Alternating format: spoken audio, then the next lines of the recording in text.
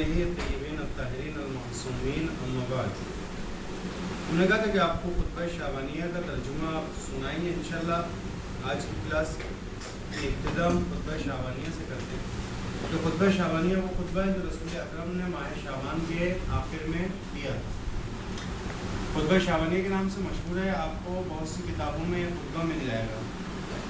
یہ خطبہ اس کا ترجمہ ہم اس لیے سنا رہے ہیں کہ خطبہ جو ہے شعبان کے آخری ہفتے میں آخری جمعے میں رسول اکرم نے دیا تھا اور ماہ رمضان سے متعلق ہے خطبہ، اس لیے اس خطبے کا ترجمہ ہم آپ کے سامنے پیش کر رہے ہیں۔ کہتے ہیں کہ رسول اکرم نے ارشاد فرمایا، اے لوگو، ماہ خدا بابرکت اور رحمت کا مہینہ ہے، آمرزش یعنی گناہوں کے بخشنے کا مہینہ یہ تمہاری طرف آیا ہے۔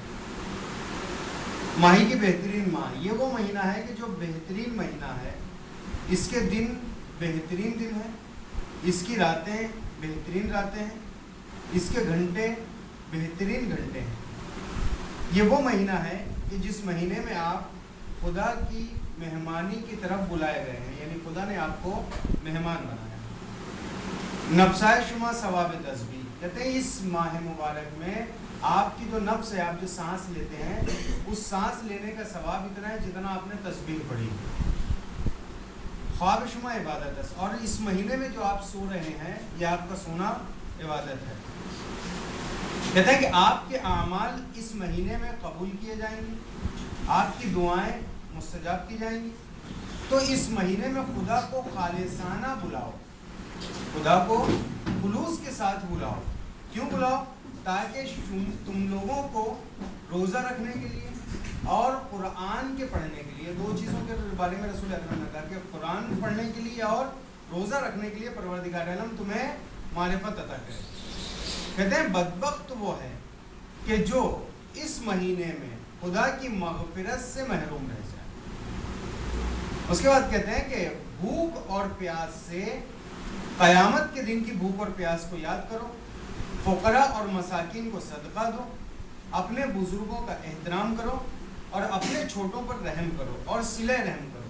صلہ رحم یعنی اپنے رشتہ داروں سے تعلقات کا برگزار کرنا، اور اپنی زبان کو روک کر رکھو، اپنی زبان کو محفوظ رکھو۔ محرمات سے آنکھوں کو بند کر لو اور اپنی کانوں کو بند کر لو۔ محرمات کو انجام نہ دو، یعنی وہ چیزیں جو تم پر حرام ہیں انہیں انجام نہ دو۔ یتیموں پر رحم کرو، اور تاکہ تمہارے یتیموں پر بھی رحم کیا جائے۔ اپنے گناہوں سے توبہ کرو اور نماز کے وقت اپنے ہاتھوں کو اٹھاؤ، کہ یہ بہترین وقت ہوتا ہے کہ خدا جو ہے اس وقت جو ہے اپنے بندوں پر لطف کی نظر، رحم کی نظر کرتا ہے، اور ان کی دعا اور ان کی مناجات کا جواب دیتا ہے، اور ان کی فریاد پر لبیک کہتا ہے، اور ان کی درخواست اور ان کی دعاؤں کو مستجاب کرتا ہے۔ اے لوگوں، تم لوگ اپنے کردار میں بندھے ہوئے ہو، یعنی وہ جو کردار تم لوگ انجام دیتے ہو اس کردار نے تم لوگوں کو باندھ کے رکھا ہوا ہے۔ کہتے ہیں استغفار کے ذریعے سے اپنے آپ کو رہا کراؤ، اپنے آپ کو آزاد کروا لو، اور اپنے گناہوں کے بھاری بوجھ کو لمبے طولانی سجدے سے ہلکا کر لو۔ یعنی جس شخص بھی کے گناہ بہت زیادہ ہیں اور وہ شخص یہ چاہتا ہے کہ اس کے گناہ جو ہے کم ہو جائے، تو پروردگار نے کہا کہ پھر تم سجدوں کو انجام دو اس طریقے سے کہ تمہارے سجدے طولانی ہوں، لمبے سجدے ہوں، اور تم جان لو کہ خدا نے اپنی عزت کی قسم کھائی ہے کہ نماز گزار یعنی نماز پڑھنے والوں کو اور سجدہ کرنے والوں کو میں عذاب نہیں کروں گا۔ اے لوگوں، جو بھی اس مہینے میں ایک روزہ دار کو افطاری کرواتا ہے، خدا کے نزدیک اس کا ثواب اتنا ہے کہ گویا اس نے ایک بندے کو آزاد کیا، اور اس کے پرانے گزرے ہوئے گناہوں کو معاف کر دیا جاتا ہے۔ تو پھر سوال کیا گیا رسول اکرم سے کہ یا رسول اللہ، ہم تمام لوگ تو افطار دینے پر توانائی نہیں رکھتے، یعنی ہمارے پاس میں اتنے امکانات نہیں ہیں کہ ہم افطار کسی کو کھلا سکے۔ تو رسول اکرم نے فرمایا کہ ایک نصف خورما سے ہی کیوں نہ ہو، یعنی ایک آدھی کھجور سے اور تھوڑے سے پانی سے ہی کیوں نہ ہو، تم لوگ افطار کرواؤ۔ کہتے ہیں کہ جو بھی اس مہینے میں خوش خلقی کرتا ہے تو اس کو صراط کے اوپر سے گزرنے کا پروانہ دے دیا جاتا ہے. اس دن کے جب تمام لوگوں کے قدم صراط کے اوپر لرز جائیں گے، اس وقت جو ہے اس بندے کا قدم مضبوطی سے جمع ہوگا صراط کے اوپر. اس کے بعد میں خدا اس کے حساب کو آسان کر دے گا، اور خدا جو ہے وہ شخص کے اوپر کہ جو کسی یتیم پر رحم کرتا ہے، وہ شخص کے جو کسی یتیم پر رحم کرتا ہے خدا اس پر رحم کرتا ہے، اور جو شخص صلہ رحم کرتا ہے تو خدا اپنی رحمت کو اس پر نازل فرماتا ہے، اور جو بھی قطع رحم کرتا ہے تو رحمت کو اس سے دور کر لیا جاتا ہے. جو شخص نماز مستحبی پڑھتا ہے اس مہینے میں تو خدا جہنم سے آزادی کا پروانہ اسے دے دیتا ہے، اور جو شخص بھی واجبی نماز ادا کرتا ہے اس مہینے میں تو خدا 70 نمازوں کا ثواب اسے عطا کرتا ہے. اور کہتے ہیں جو بھی مجھ پر زیادہ صلوات پڑے گا، یعنی محمد اور آل محمد کے اوپر میں، تو خدا اس دن کے جس دن آپ کے میزان ہلکے ہوں گے، پروردگار عالم ترازو میں آپ کے اعمال کو تولے گا، تو جس کا پلڑا بھاری ہوگا اسے جنت ملے گی، تو پروردگار عالم جس دن آپ کے میزان کا پلڑا ہلکا ہوگا اسے بھاری کر دے گا. کہتے ہیں کہ اور جو کوئی شخص قرآن کی ایک آیت کو پڑھے گا تو پروردگار عالم اس مہینے میں اسے پورے قرآن کے ختم ہونے کا ثواب دے گا. اس کے بعد رسول کہتے ہیں کہ اے لوگو، اس مہینے میں بہشت کے دروازے کھلے ہوئے ہیں، خدا سے یہ چاہو کہ ان دروازوں کو تمہارے اوپر بند نہ کرے، اور دوزخ کے دروازے بند ہیں، تم لوگ خدا سے چاہو کہ وہ تم لوگوں پر نہ کھولے. کہتے ہیں شیطان یہاں اب اس مہینے میں قید میں ہے اور زنجیر میں ہے، خدا سے چاہیں کہ اب دوبارہ وہ تم پر مسلط نہ ہو سکے. امیر المومنین علیہ الصلوۃ والسلام نے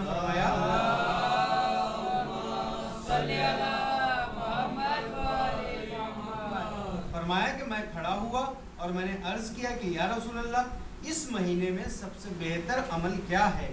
تو رسول اکرم نے فرمایا اے ابو الحسن، بہترین عمل تقوی اور ورع از محرمات الہی ہے، یعنی حرام کاموں سے رک جانا.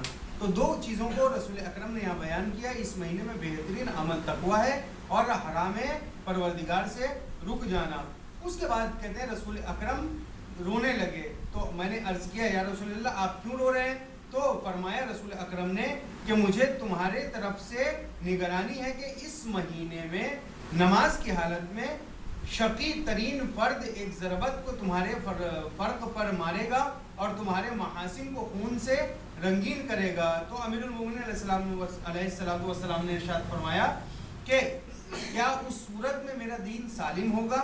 تو رسول اکرم نے فرمایا کہ ہاں اے علی، تمہارا دین سالم ہے، جو بھی تمہیں مارے اس نے گویا مجھے مارا، جس نے تمہیں غصہ دلایا گویا اس نے مجھے غصہ دلایا، اور جس نے تمہیں گالی دی اس نے مجھے گالی دی، اس لیے کہ تم ہماری جان ہو تو ہماری روح ہو اور میرا وجود ہو. یہ ہے خطبہ شعبانیہ کا ترجمہ. اس خطبے کو پڑھنے کا بہت زیادہ ثواب ہے، جس کا ترجمہ میں نے آپ کے سامنے پیش کیا. ایک صلوات پڑھیں محمد.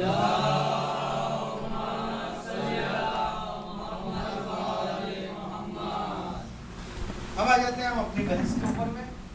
یہ بھی تعلق رکھتا تھا رمضان سے، اس لیے اس خطبے کا ترجمہ میں نے آپ کے سامنے پیش کیا. اب آتے ہیں ہماری وہی بحث جو جاری تھی معرفِ رمضان کے تعلق سے. کہتے ہیں کہ سب سے پہلی چیز روزے کے بارے میں کہ روزہ ایک عبادت ہے، جیسے نماز ایک عبادت ہے. ٹھیک ہے، جیسے نماز عبادت ہے ایسے ہی روزہ عبادت ہے، مگر فرق ہے نماز میں اور روزے میں. نماز جو عبادت ہے وہ نماز فردی عمل ہے، فردی عبادت ہے. یعنی کیا؟ یعنی اس نماز میں آپ کا تعلق خدا سے ہوتا ہے، آپ خدا سے باتیں کرتے ہیں. تو یہاں پہ کون ہوتا ہے؟ آپ ہوتے ہیں اور خدا ہوتا ہے، یعنی پرسنل عبادت ہے. فردی عبادت ہے یعنی پرسنل عبادت ہے. لیکن روزہ جو ہے وہ روزہ پرسنل عبادت نہیں ہے. نماز میں آپ ہوتے ہیں، آپ کا خدا ہوتا ہے، مگر روزہ جو ہے یہ پرسنل عبادت نہیں ہے. پھر یہ کیسی عبادت ہے؟ کہتے ہیں کہ روزہ جنبہ عبادی بھی رکھتا ہے، روزہ جنبہ فردی بھی رکھتا ہے، اور روزہ جنبہ اجتماعی بھی رکھتا ہے. یہ خاصیت ہے. نماز آپ پڑھ رہے ہیں, نماز پرسنل ہوتی ہے, آپ کے اور خدا کے بیچ میں ایک تعلق ہوتا ہے, اس چیز کا نام نماز ہے. لیکن روزے میں 3 چیزیں ہوتی ہے. روزے میں عبادت بھی ہے, اور عبادت کیسی ہے؟ فردی بھی ہے اور اجتماعی بھی ہے. یعنی یہ آپ سے بھی تعلق رکھتی ہے اور یہ آپ کے معاشرے سے بھی تعلق رکھتی ہے. کس طریقے سے؟ اس طریقے سے کہ سب سے پہلی چیز یہ تو بالکل واضح ہے کہ جنبہ عبادی رکھتی ہے, یعنی عبادت ہے, مسلم ہے, پروردگار عالم نے آپ پہ واجب کیا اور اس کو عبادت بنایا, تو جنبہ عبادی رکھتی ہے.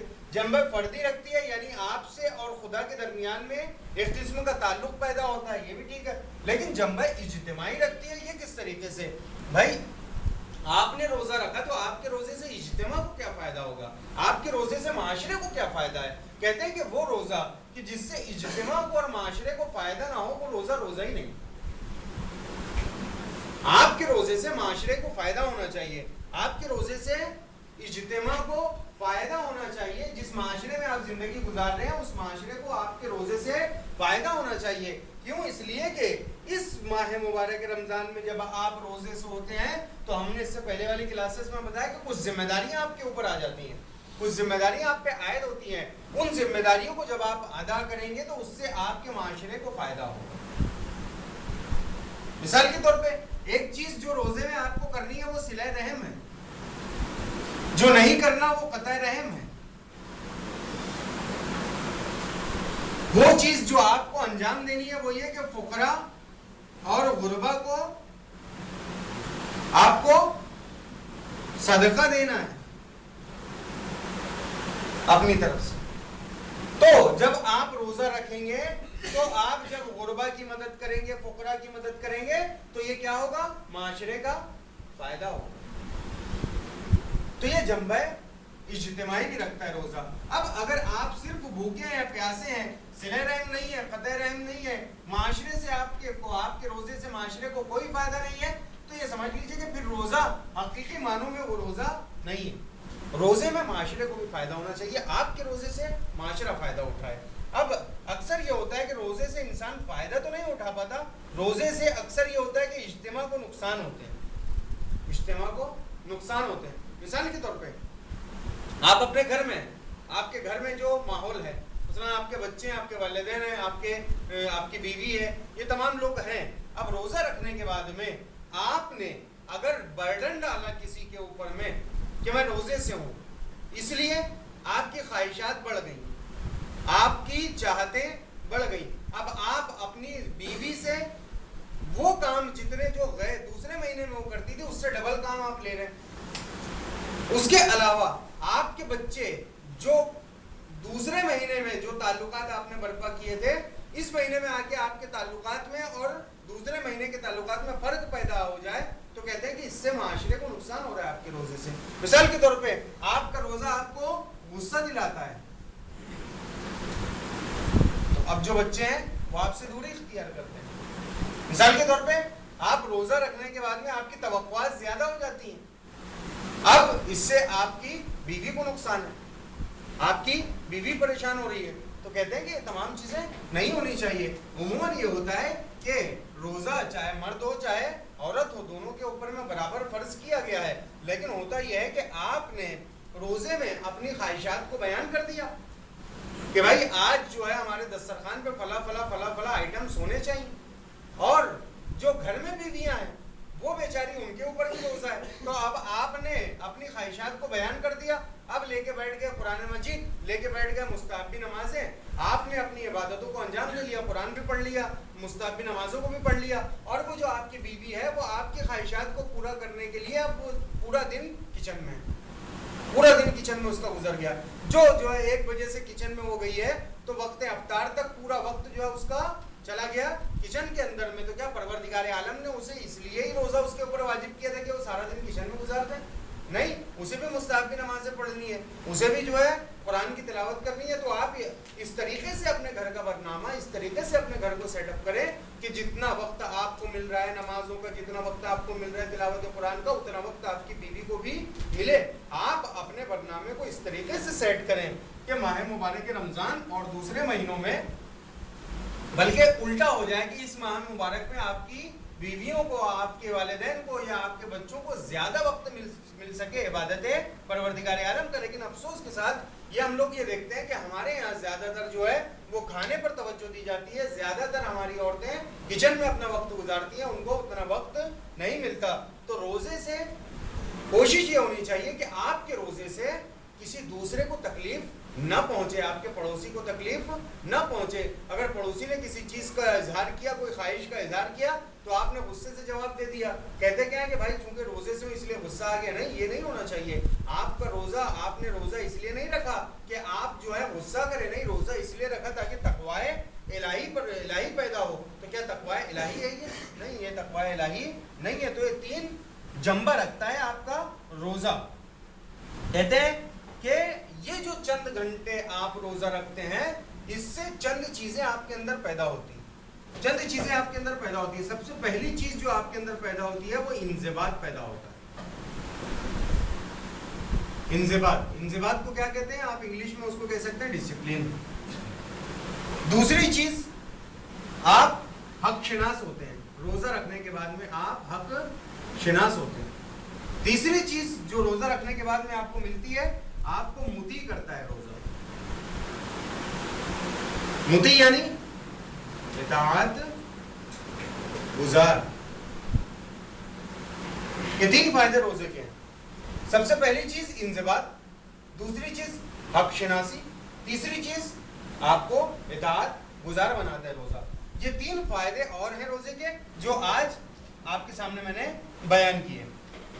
3 فائدے میں سب سے پہلی چیز انضباط. انضباط یعنی وقت پر اٹھنا، وقت پر سحری کرنا اور وقت ختم ہونے سے پہلے اپنی سحری کو روک دینا.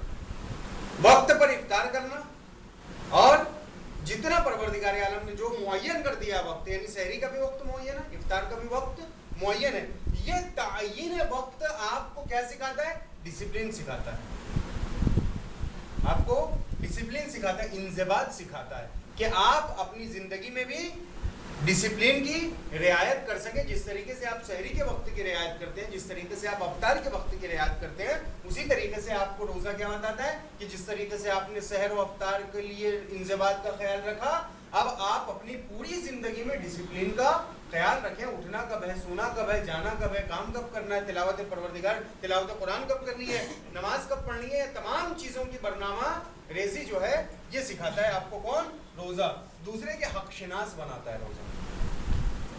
حق شناس کس طریقے سے بناتا ہے روزہ؟ کہ جب آپ روزے میں بھوکے رہتے ہیں، جب آپ روزے میں پیاسے رہتے ہیں، تو آپ کو خیال آتا ہے، آپ کو احساس ہوتا ہے غربا کی بھوک کا، غربا کی پیاس کا. تو اب آپ ان کے حق کو پہچانتے ہیں، اور جب آپ ان کے حق کو پہچانتے ہیں تو پھر ان کے حق کو ادا کرتے ہیں. آپ جو ہے رحم کرتے ہیں، آپ جو عطا کرتے ہیں، آپ دیتے ہیں، صدقہ دیتے ہیں، زکات دیتے ہیں، خمس دیتے ہیں اور دوسرے مال کو انفاق کرتے ہیں. کس کی وجہ سے؟ اس روزے کی وجہ سے کہ روزے نے آپ کو کہا. کیونکہ رسول اکرم نے کہا تھا، ایک امام علی رضا علیہ السلام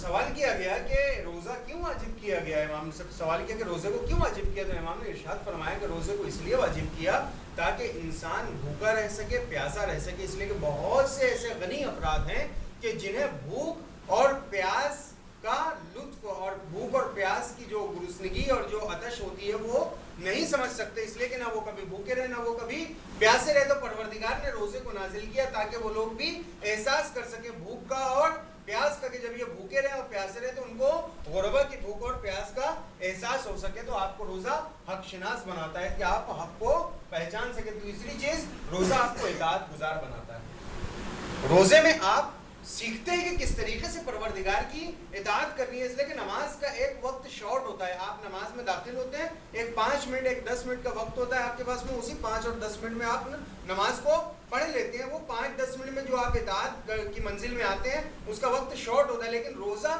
اس کا وقت جب شروع ہوتا ہے سحر کے وقت سے، آپ جو اطاعت پروردگار کے دائرے میں آتے ہیں تو آخر کب وقت اس کا ختم ہوتا ہے؟ افطار کے وقت. یوں تو انسان کو ہمیشہ اطاعت پروردگار کرنی چاہیے، لیکن یہ جو خاص وقت روزے کا ہوتا ہے اس میں آپ 13 گھنٹے 14 گھنٹے 12 گھنٹے مسلسل اطاعت پروردگار میں مشغول ہوتے ہیں، تو روزہ آپ کو مطیع بناتا ہے، یعنی روزہ آپ کو اطاعت گزار بناتا ہے۔ اور دوسرا یہ کہ آپ کو موقع دیتا ہے روزہ کیا دیتا ہے؟ آپ کو موقع دیتا ہے۔ کس چیز کا موقع دیتا ہے؟ کہ آپ اپنے اخلاق کو سنوار سکیں، آپ اپنے اخلاق کو سنوار سکیں۔ یہ ایک اور موقع ہوتا ہے روزے کا۔ روزے کا ایک موقع کیا ہے؟ ایک فائدہ یہ ہے کہ اخلاق کو سنوارنے کا موقع ملتا ہے، اخلاق کو سنوارنے کا موقع ملتا ہے۔ اب اگر اس موقع سے استفادہ کر کے انسان نے اپنے اخلاق کو سدھار لیا تو اس کا مطلب یہ ہے کہ ہاں واقعاً اس نے روزہ رکھا، اور اگر اس ماہ مبارک رمضان میں انسان اپنے اخلاق کو درست نہ کر سکے تو اس کا مطلب یہ ہے کہ اس کا روزہ نہیں ہے۔ امام رضا علیہ السلام سے سوال کیا گیا،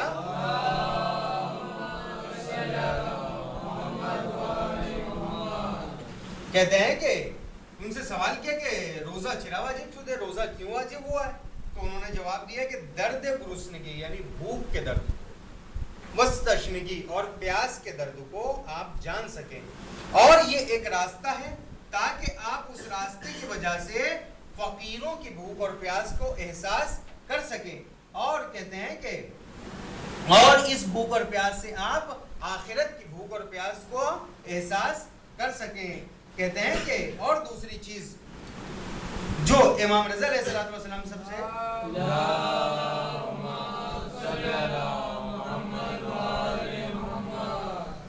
سب سے اہم چیز جو امام نے یہاں پہ بیان کی ہے وہ یہ کہ صرف احساس کر لینا یہ کافی نہیں ہے۔ آپ نے بھوک اور پیاس کا احساس کر لیا تو سبھی کو بھوک کا احساس ہوتا ہے، سبھی کو پیاس کا احساس ہوتا ہے۔ اب آپ نے احساس کر لیا کہ جس طریقے سے میں بھوکا ہوں اس طریقے سے فقیر بھی بھوکے رہتے ہیں، جس طریقے سے میں پیاسا ہوں اس طریقے سے فقیر بھی پیاسے رہتے ہیں، یہ آپ نے احساس کر لیا۔ کہتے ہیں کہ اس احساس کا کچھ رزلٹ ہے نہیں ہے۔ اگر اس احساس کا کوئی رزلٹ سامنے آ رہا ہے تب تو یہ احساس قابل توجہ اور جو ہے یہ کام کی چیز ہوگی، لیکن اگر اس احساس کا کوئی رزلٹ سامنے نہیں آ رہا ہے تو یہ سمجھ لیجئے کہ پھر یہ احساس صرف احساس ہے اور کچھ نہیں۔ ایسے تو بہت سے لوگ بہت سی چیزوں کا احساس کرتے ہیں، مثال کے طور پہ آج ہمیں احساس ہے یا نہیں ہے؟ احساس ہے ہمیں، جیسے ماہ مبارک رمضان میں ابھی جو حالات کچھ خراب ہیں فلسطین کے، اس کا احساس ہمیں ہے، ہمیں عراق کے حالات کا احساس ہے، ہمارے پاس میں احساسات ہیں، مگر اگر یہ احساس صرف احساس ہی بن کے رہ جائے تو اس احساس سے فلسطینیوں کو یا عراقیوں کو کوئی فائدہ نہیں ملنے والا، احساس سے کچھ نہیں ہونے والا۔ احساس جب عمل کی منزل میں آتا ہے، اس لیے کہ انسان عمل کب کرتا ہے؟ دیکھیے عمل کی پہلی سیڑھی احساس ہوتی ہے، یعنی اگر انسان کوئی چاہے کہ عمل کرے تو اس عمل کرنے کے لیے پہلے اسے احساس کرنا پڑے گا۔ ہم لوگ جو اکثر عمل کرتے ہیں، ہم لوگ جو اکثر احساس کرتے ہیں، ہمارا احساس آ کے یہاں پہ اسٹاپ ہو جاتا ہے، یہ احساس مقدمہ ہے عمل کا، لیکن ہم لوگ عمل نہیں کرتے، صرف احساس کر کے رہ جاتے ہیں۔ کہتے ہیں صرف احساس کر کے رہ جانا یہ کافی نہیں ہے۔ جیسے مثال کے طور پہ آج ہمارے معاشرے میں ضرورت ہے علم کی، چاہے وہ کوئی بھی معاشرہ ہو، ہمارے ناگپور کا معاشرہ ہو یا بمبئی کا معاشرہ ہو یا کہیں کا بھی معاشرہ ہو، تمام معاشرے کو ضرورت ہے نہیں ہے علم کی، بہت ضرورت ہے علم کی، بہت جہالت ہے، ہم لوگ بہت سی چیزوں کو نہیں جانتے۔ علم سیکھنا ضروری ہے، اس لیے کہ ہم نے شاید کل یا پرسوں بیان کیا تھا کہ بغیر علم و حکمت کے جتنے آپ عمل کرتے ہو تمام کے تمام بیکار ہے۔ وہ عمل قابل قبول ہوگا کہ جس میں علم و حکمت پائی جائے گی۔ تو آج ہم احساس کر رہے ہیں نہیں کر رہے ہیں کہ ہمارے معاشرے کو علم کی ضرورت ہے، لیکن بتائیے ہم نے عمل کیا یا نہیں کیا؟ نہیں، صرف احساس کر لینے سے کام نہیں چلے گا، گھر میں بیٹھ کے باتیں کر لینے سے کام نہیں چلے گا، جہالت کو دیکھ کے رو لینے سے کام نہیں چلے گا، بلکہ آنا پڑے گا میدان عمل میں۔ اس میدان عمل میں آنے کے لیے انشاءاللہ میں آپ کے سامنے بیان کروں گا کہ جس طریقے سے یہ کلاس ہو رہی ہے اسی طریقے سے ہر ہفتے ہم کلاسیں رکھیں گے، ہر ہفتے الگ الگ مقام پہ کلاسیں رکھیں گے۔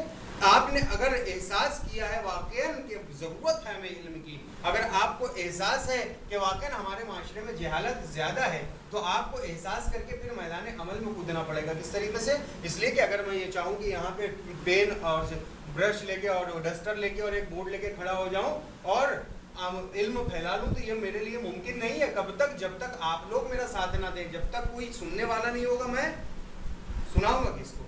تو اس طریقے سے کلاسیں ہم نے جو رکھی ہے اس کلاسوں میں شرکت کریں گے تاکہ احساس جو آپ نے پیدا کیا وہ عمل میں لایا جا سکے. ایسے ہی آپ نے احساس کیا رمضان میں کس چیز کو؟ بھوک کو. آپ نے احساس کیا رمضان میں کس چیز کو؟ پیاس کو. کس کی پیاس کو؟ غربا کی پیاس کو. آپ نے احساس کیا غربا کی بھوک کو، تو عمل کیا نہیں کیا؟ آپ کو احساس ہو گیا کہ یار فقیر کس طریقے سے بھوکے رہتے ہوں گے، احساس ہو گیا. عمل کیا کیا؟ عمل یہ ہے کہ جب آپ کو احساس ہو گیا کہ ہاں واقعاً بھوک اتنی شدید ہوتی ہے، اتنا درد ہے بھوک کے اندر میں، تو پھر آپ نے اپنے پاس سے کتنا مال نکالا، کتنا انفاق کیا، کتنے بھوکوں کو سیراب کھانا کھلایا، کتنے پیسوں کو سیراب کیا. اگر آپ نے کیا ہے تو اس کا مطلب یہ کہ ہاں جو احساس پیدا ہوا تھا وہ عمل میں لایا گیا. اور اگر آپ نے صرف احساس کر لیا، کسی بھوکے کا پیٹ نہیں بھرا، تو پھر وہ احساس کی منزل پہ آ کے اسٹاپ ہو گیا، عمل میں نہیں آیا. تو جس طریقے سے آپ ماہ مبارک رمضان میں احساس کر رہے ہیں بھوک اور پیاس کا، غریبوں کی بھوک اور پیاس کا، اسی طریقے سے عمل بھی کریں. آپ کو جو بھی پروردگار عالم نے دیا ہے، یہ نہیں کہا کہ تم تمام کا تمام دے دو، نہیں، جتنا آپ دے سکتے ہیں اتنا دیجئے غربا کو، جتنا آپ سے ہو سکتا ہے اتنا دیجئے فقیروں کو، تاکہ ان کا احساس فقر و فاقہ ختم ہو سکے. یہ ہے رمضان کا فلسفہ. اور پروردگار عالم نے کہا تھا کہ اس ماہ مبارک رمضان میں کو میں نے کیا بنا دیا؟ غربا کے لیے بھی اور امیروں کے لیے بھی کیا بنا دیا؟ ایکول کر دیا، دونوں کے لیے برابر کر دیا. دونوں کے لیے برابر کب ہوگا یہ رمضان؟ جب اس ماہ مبارک رمضان میں امیر خیال رکھیں گے غریبوں کا، تبھی تو یہ بھی برابری میں آئیں گے. نہیں تو اگر امیر صرف اپنے گھر میں خوش رہے، غربا کو کچھ نہ دے، تو پھر وہ جو فاصلہ، ڈسٹینس ہے غربا اور امیر کے درمیان میں، وہ ڈسٹینس ویسا کا ویسا ہی رہ جائے گا. اس میں کوئی فرق نہیں پیدا ہونے والا. فرق کب پیدا ہوگا؟ ایکول کب ہوگا؟ جب امیر آگے بڑھے گا، غریب کو انفاق کرے گا. جب غریب کو بھی دے گا تو یہ بھی نعمتوں سے سرشار ہو جائے گا. صلی اللہ علیہ محمد وآلہ الطیبین الطاہرین.